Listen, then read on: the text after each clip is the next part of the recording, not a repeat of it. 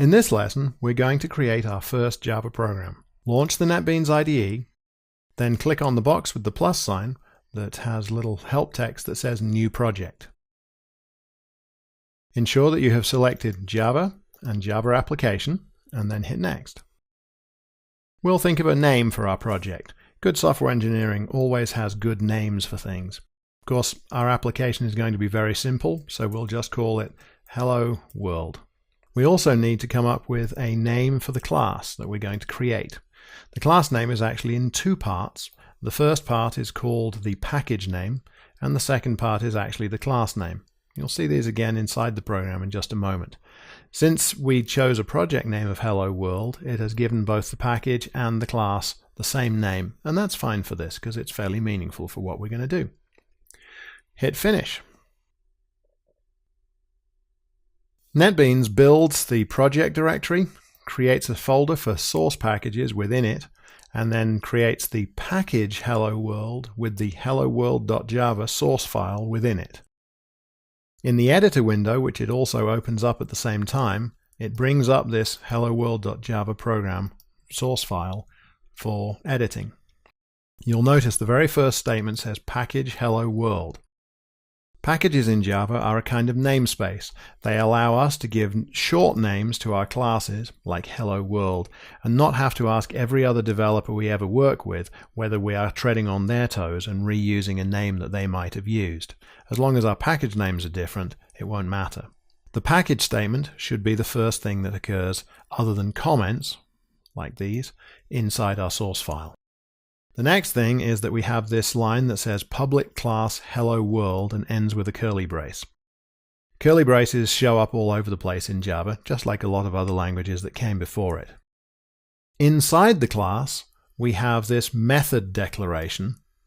If you like to think of a method as a kind of function or procedure, that's fine. Object-oriented languages use the term method, and there's a slight difference between a method and functions and procedures that you might have seen before. In this case, the method is labeled public static void main, and in the argument list, we have string array args. This is all by convention. It must be a public method. It has to be static.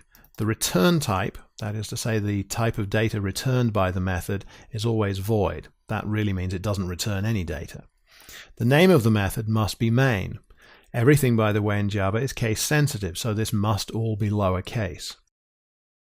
The arguments to the main method are an array, that's what the square brackets are for, of string being sequences of text characters.